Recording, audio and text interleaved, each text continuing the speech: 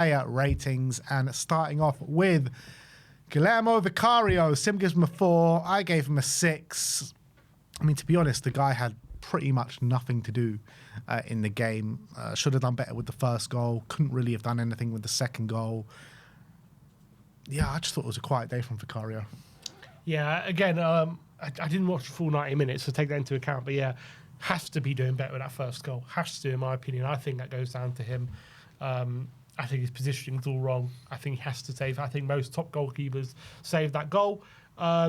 Second goal, yeah, don't really put much blame on him. Good strike from Buendia, but it's not the first time he's been costing us with goals he should be saving. So gave him a 4. Pedro Porro up next. Sim gives him a 5. I gave him a 6. I mean, he had a good battle on that side, and I think he came out on top more times than not. So it's more to be said than, you know, definitely the game against Bodo a couple of weeks ago where he got completely terrorised. So I thought from a defensive aspect, I thought he did really well. A couple of nice balls in there as well, but that last moment where he's got to be playing the striker through on goal and it goes out for a goal kick, which just frustrated the life out of me. But I think he was okay. Yeah, I think we just need a bit more quality from him. We know what he's got in his locker. And against a team like Villa, where he's going to get a few opportunities to swing the ball in, just didn't see enough quality. Kevin Danso, 6 all round for Danso, comes in at the last hour for Cuti Romero, who pulled out in the warm-up injured. And yeah, I thought he did well, Danso, to be honest. I thought he was dominant in the air. There was one moment where it looked like Marlon was going to be through on goal, and I think Danso had no right to win that ball, and Danso just comes steaming in and wins the ball really well. So he gets a lot of credit for that, because I thought Marlon was going to be through on goal and probably score. But yeah, I thought he went about his business pretty well. We just lack a lot, and it's not his fault because it's not his game, but we just lack a lot in terms of ball progression when Danso's there and Romero's not there. Yeah, and he had a thing for Digne's ankles in this one, didn't he? Didn't he have two swipes at it? I mean, if you're being very harsh, you could say there were 2 yellow card challenges there.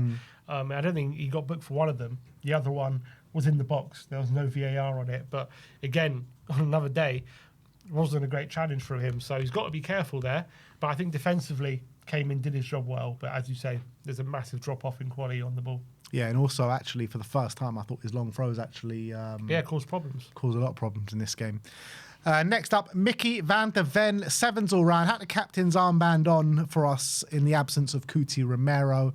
And yeah, I think he played very well. You know, I think we were a strong defensive unit. He was at the heart of things, putting out fires quite a lot of times. I thought, you know, the Villa striker pretty much was getting no spare change out of him. I thought he won that physical battle over him consistently throughout the 90 minutes. So, yeah, good performance from Mickey.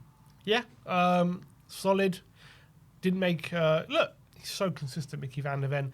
I think he's taken his game on another level this season. So, I think when Watkins came on, he gave that back to a bit more of trouble than Marlon. But I think overall he was pretty good. Jed Spence up next, 6s all round for Jed. Defensively, I think he did really well. In one of the goals, I think, you know, he probably could have done a little bit better in terms of coming inside and helping out the defence to be a bit more aggressive. But yeah, going forward, I think is where we miss a doggy on the left-hand side yesterday, and Spence just didn't do enough. And I think his link-up play and his relationship with Odebear on that side is not really evident. Yeah, I just think we miss a doggy so much in the box when he's not there. Spence just offers very little going forward. Defensively, solid again, but Buendia's goal obviously down that side, you know, which is a bit of a shame for him. No penitentiary tweets after this game, I don't think, unfortunately for him. Yeah, and I just think Udogie's such a massive miss, and I think it's so clear to see when he's not there in these kind of games how much we need him. Rodrigo Bentancur, 6s all round. You know, look, it was a fairly decent display from Bentancur without doing anything spectacular. He did put the ball in the back of the net and scored his first goal of the season, which was, you know, a heavy deflection off... who was it off? I can't remember off the top of my head now. Is it? No, it wasn't Konsa. I can't remember anyway. Kamara? Yeah, Kamara, I think it was. But yeah, I mean, too many sideways passing, not too much ball progression up the pitch, put himself about in the middle of the park, helped us keep possession in the middle, but it was always a bit too safe. Yeah. Look, he got his goal, but I think I don't know whether it's instruction or whether it's just how he plays, but he is not doing enough in the middle to get that ball forward, and he's playing it way too safe. He needs to be doing more. If he's next to I understand if he's the number 6, and he's next to a Bergwijn and he's playing as safely as he is, okay, I can understand it. When you're next to a Palhinha, who you know isn't going to be doing that, you need to take responsibility. And look, I don't know if I'm criticising him when he's maybe just following instructions, but I don't like to see, performances like that from him when, we're playing against a good Villa side, but you need to be brave. You have the quality. We know he does. We need to see more from him. Yeah, for sure. João Palhinha next to him, 7s all round for João. I thought he was our man the match. I thought, he's such a man mountain in the middle of the park for us, just consistently winning the ball back. The amount of slide challenges, his aggressive nature in the middle of the park. It's just beautiful to see, because I think we've just been missing a player like him for so long. And it's just a breath of fresh air to see him in there and strutting his stuff. He's just performing so well, so consistent week in, week out. And, he was actually a threat going forward as well. He was one of the only ones willing to take a shot from just outside the box. He was getting forward and causing a problem. So, really good performance from João. I think it's both credit to João and a massive concern that he was probably our biggest threat going forward. But fair play to him, got an assist, took some pot shots as well, caused some problems.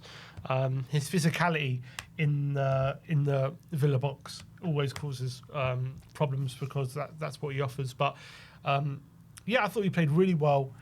I'm not going to be as critical of him as I am Bentancur, because we know why he's in the team. That is what he's in the team for, to do that.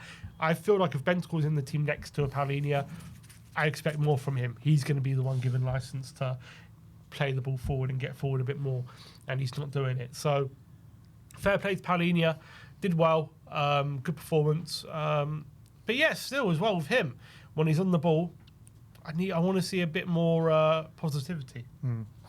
Xavi Simons in the 10, Sim gives him a 5, as do I. And it was a frustrating performance, because you're always getting excited when he gets on the ball. You're expecting something to happen, and very rarely it is happening. And he's always coming deep in search of the ball, because there's little, next to no kind of gameplay in his area of the pitch, and he's not getting the ball in those areas. So he has to come deep, he has to win the ball back, and then he's kind of crowded out, and there's nothing much he can do. So I do feel for Xavi at the moment, because I don't think the way we're set up is suited to get the best out of him, and I think that needs to change. And another, maybe a different kind of player like a Sarr or a Bergwijn need to come in alongside. Definitely, or a Gray alongside Palhinha to really unlock Xavi Simons in the number 10. But right now, he's dropping deep a bit too much in search for the ball. He's not getting the ball in the better areas, and when he is, he's not doing much. He's a little threat. Yeah, I see him coming in for quite a lot of criticism online so far. All of a sudden, rival fans are like, oh, is this a flop? No one's talking about all this kind of stuff. And I've seen a lot of Spurs fans saying, oh, he's been very underwhelming. But look, at the end of the day, the guy's 22. He's very new to the club. He's new to the team, new to the league. This can happen. It's going to take a bit of time to adjust. I think even within that, he has shown a lot of bright sparks and some good performances as well. So it's not been all bad. But yes, yesterday was one of the ones where we really struggled to get him involved. And I think it's partly his problem. It's also partly a team problem as well. We're not progressing the ball centrally enough for him. We're not getting him in the right areas. Maybe he needs to be doing more. But I've asked, and I'm seeing people ask him to drop deep a bit more and pick up the ball that way. But I'm looking at certain aspects of the team, and we've already got so many players deep. Like, why would adding another one help that? I think that's a problem in itself. So I think we need to find a way to get the most out of him and start getting better performance out of him, getting him playing a bit like Damsgaard was last season in those positions. But at the moment, we're really struggling to get him in and around the box where he's so effective. Odebear up next. Him gives him a 6. I gave him a 7 out on the left wing. I thought he was causing problems. He saw a lot of the ball, and I think he was a threat. He was a threat. It was a lot of a lot of bark with no bite, but he did have an effort on goal where he cut inside, and it was like a low drilled kind of half curled effort that Martinez easily gobbled up. But I think he put in a few decent crosses on the day. he was just a threat. And I feel like as much as he still hasn't got a goal contribution this year, I feel like he is getting better game on game. Yeah, and I think he's getting more confident. I think you can see he's taking more responsibility, more authority. I do think it would have helped if he had a doggy there on the overlap to create a bit more space for him. But I think by and large, he was actually doing all right. And there was some really good stuff. I remember there was one moment, a very good switch of play from Porro, and he just took it down nonchalantly and took it down and drove forward in the same motion. Brilliant. And I think the guy showed the quality he has, but I think when he gets in those areas where he has to put it across, has to take a shot, still lacking that bit of quality, to get those goal contributions, and that efficiency, effectiveness is still missing. But he's getting better. He's still only 20, he's still so young. Yeah.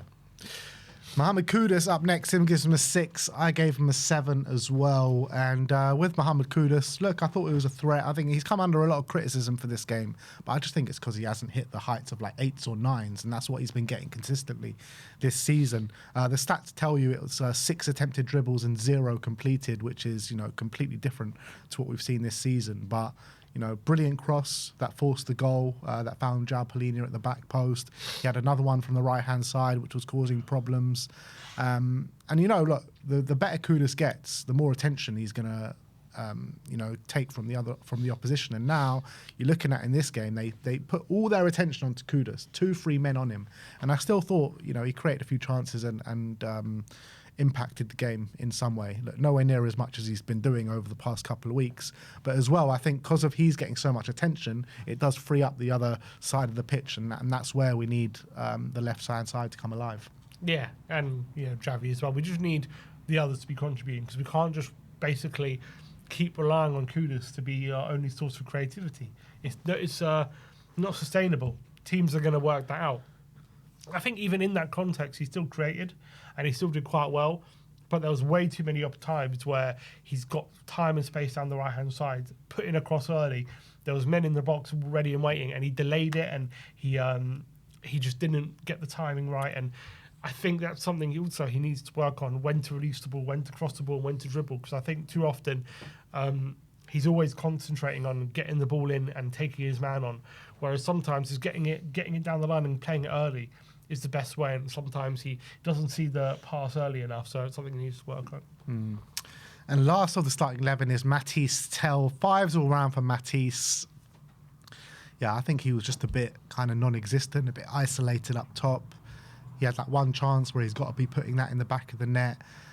And when you're set up like we're set up, particularly at home, and chances are kind of like hard to come by, you need to be clinical. And when those chances come to you, you need to put it in the back of the net. And 9 times out of 10, you've got to be putting that in the back of the net. Like that is a proper gilt-edged chance. And it's a big moment for us in the game as well. So very frustrating with Tel.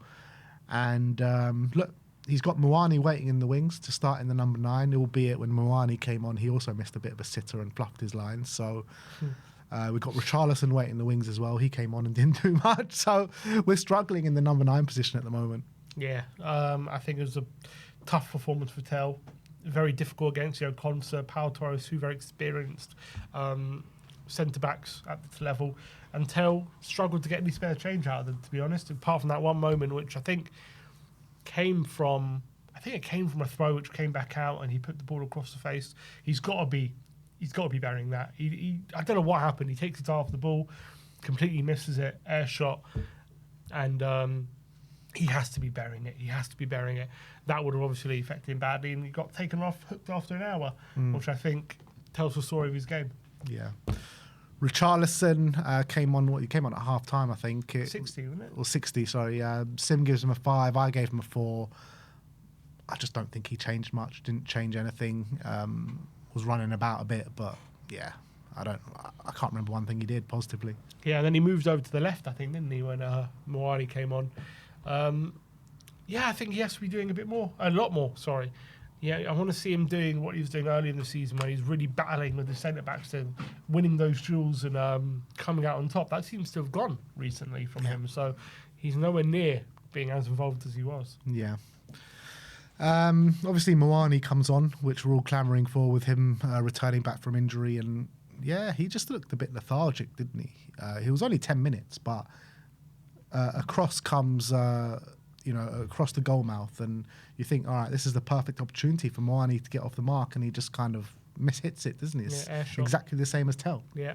Look, to be fair, he's just come back from injury, and he's only, he's probably barely had any time with the team on the training pitch with the players. So give him a bit of grace, but yeah, he looked off it a bit when he came on. Yeah. And last but not least, Thomas Frank. 5s all round for Frank.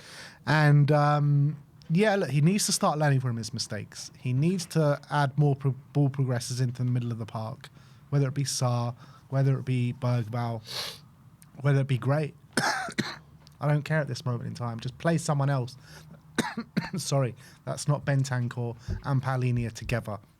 You need to change things quicker when you see things are not working as well. We need to figure out a way how we can get on the ball, dominate possession, and create consistent chances. We can't do that at this moment in time, and it's becoming very frustrating at home to watch. Away from home, I've got no problem with. Away from home, I think we're doing really well, and these are the kind of ways you want to manage away games. But at home, it's been not good enough.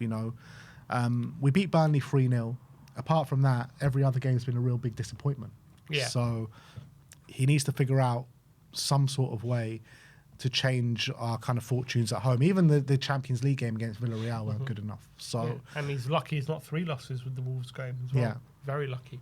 So I agree. I think he needs to be he has to be approaching games at home differently. Because at the moment it's just not working, his approach. We're way too pragmatic.